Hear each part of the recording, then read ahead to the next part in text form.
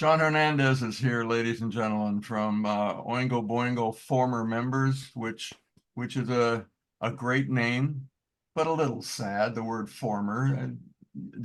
Hi, John, how you doing? Good. That's quite a compliment. It is it's sad, but then again, it's not, It's not. Yeah. When you're out on a date and your nose is kind of runny and your honey thinks it's funny, but it's not. But it's things are always evolving and things that keep things that are interesting always change. And one thing you can always plan on is change. And you know, being in a band, I was always the guy bouncing around, beating the drums, and I could kind of see it had its time ended, but the music has not ended, and that's what we're talking about, and that's kind of really the cool thing about it. It's pretty timeless music. Danny Elfman's a great composer. He was a great singer and performer at that time. Had a certain style before he left to write his hundreds of movies and run off and do all that stuff. He's recently gotten back to performing again, which I'm really glad for him. But we were in kind of like Danny's high school band. That's and some so high school band. it's some high school band, bunch of old guys in a high school band. So it was a good time, and the music is really great, and the fans are bringing their kids and all of that. And the reason we don't travel more or go all over the place is because it's just too hard for old guys to go traveling in a tour bus I anymore. go traveling. Give me a break. You're going to Brazil in a couple of months. We talk about traveling. Oh, I know. We're all sitting around talking about going to Brazil. We're like, well, I don't know. What are we gonna do with the layover at the? What are we gonna do here? Remember, I was with you last time you went to Brazil. It wasn't too bad. No, it was beautiful. It was absolutely beautiful. Yeah, it was great there. You know, you just referred to some change, and you were with us here on the show about 9, 10 months ago, and talking about former members. Um, Much change in that period of time. What's going on with the band? Well, what's really been kind of part of the snowballing thing is that because the jobs keep getting bigger and it's all self-produced, we've been able to put out some recordings.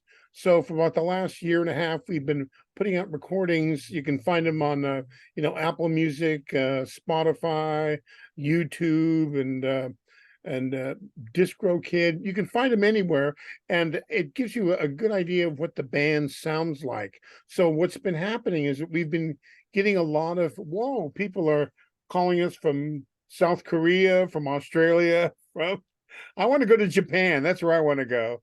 I Yeah, want to that would be a great trip. They'd love you so much over there. go. Do you remember Mayo Shono and that whole thing? Yeah, absolutely. It was before uh, Yeah.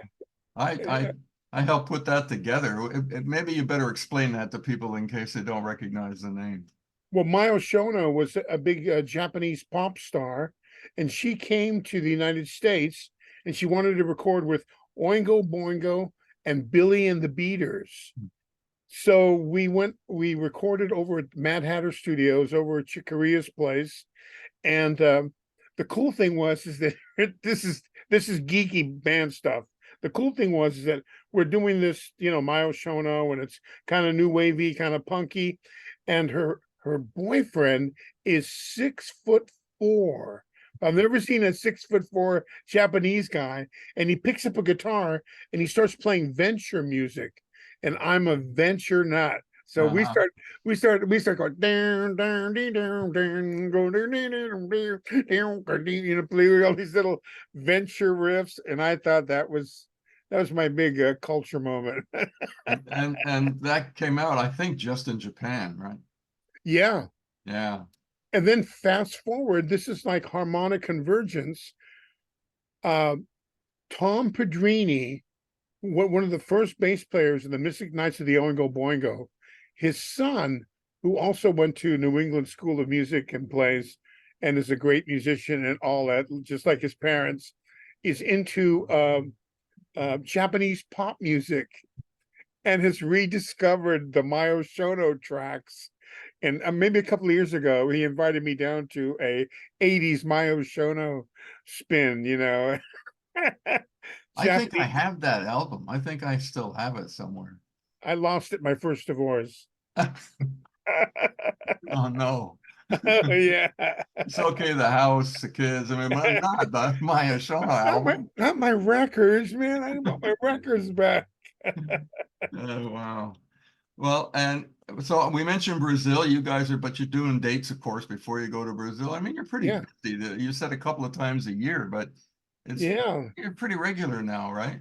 Yeah, we're pretty regular because there's little pockets and little private communities to play.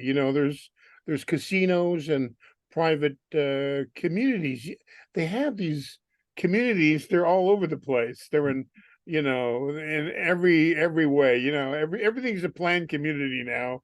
So along with these associations, they put on concerts and they'll bring in incredible acts. I mean, it's amazing how much they can charge and how many big acts they can bring in. Yeah. It's so we're working more. That's good. That's good. But the guys in the band are also got their own things going. I mean, Steve Bartek's got a Yeah, couple of bands, and he's still working with Danny, and yeah. John Avila is everywhere all the time. All over. He's touring all over Europe right now with the Walter Trout. Yeah. And Brendan's working on he's in a band called Singularity with his brother Bear. So they're doing their premiere May 12th down at Cool. the Fonda I think the Fonda. I think that's what it's called. Anyway. All right. I think that's what it's called, if it's the right theater. Yeah. So just for clarity's sake, most Yes. people who are fans would know this, but the former members in the band are, of course, you and Steve Bartek and John Avila, Sam Phipps. Sam Phipps, of course, Sam Phipps and Carl Graves. Carl Graves. Yeah. That's 5 out of what, 8?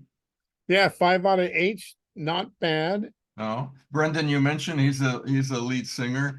He must have had fun, especially in the beginning when people were comparing him to Elfman or pissed off that it's not Elfman. And when people Oh, did he have to put up with a lot of stuff? the classic is the first night, the very first night we're playing at the Grove of Anaheim, and some guy walks up and for half the concert Stitzer with his middle finger right in front of him, flipping him off.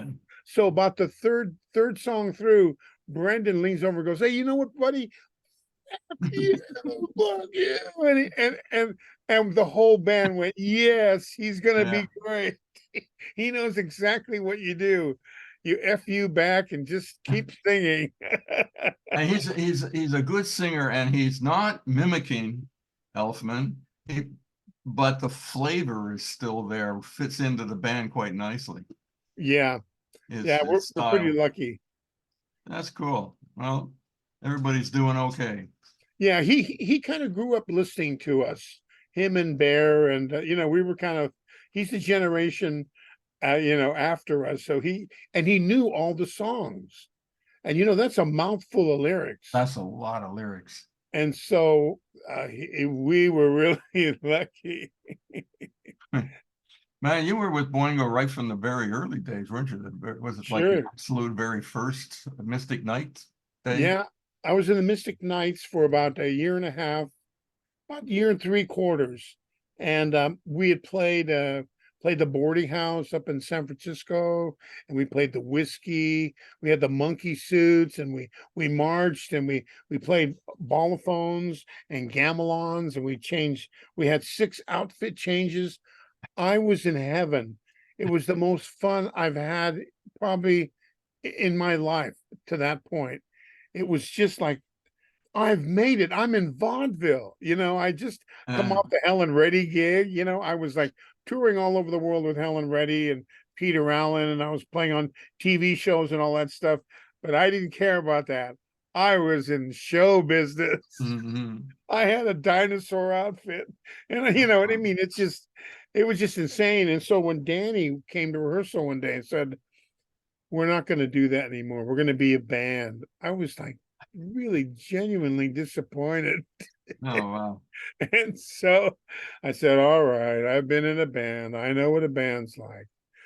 All How right. did it work? How did it work with a dinosaur outfit and playing drums? Where you had you? Well, How no, did that come together? I didn't have to wear it. I just had to play it on and off. Is there footage of that? Is that around anywhere? Do you know? What's that? Is there footage, any film of Mystic Knights? No, not I really. don't think so. That's There's a shame.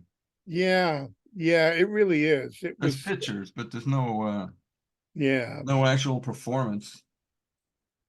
Well, that's cool that you were there right from the beginning. It's And you know that when they I played, I was a studio musician at the time. I wasn't even playing with them, and I got hired to do the Forbidden Zone. So I played I'm the drummer on the Forbidden Zone. ah So all that crazy stuff.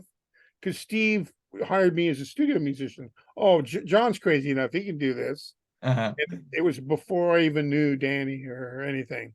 Really? That's Yeah, interesting. That's interesting. yeah, That's that's wacky music in that film. I mean, I remember when sure. I first saw that film, which was before I met you guys.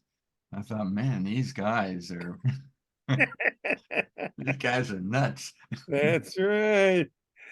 But it was fun. So just quickly, we're gonna go to a break in a little bit, but we're talking about the music between Boingo and excuse me, former members. So you're playing Boingo music. What's the difference between the two bands, if there's a way of describing that?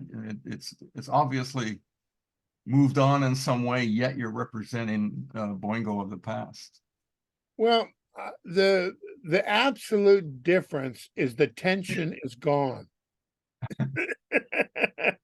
And what it means is that when you have a creative organism, when you have a creative group of players, you're always honing and changing and sharpening and tweaking and all that stuff.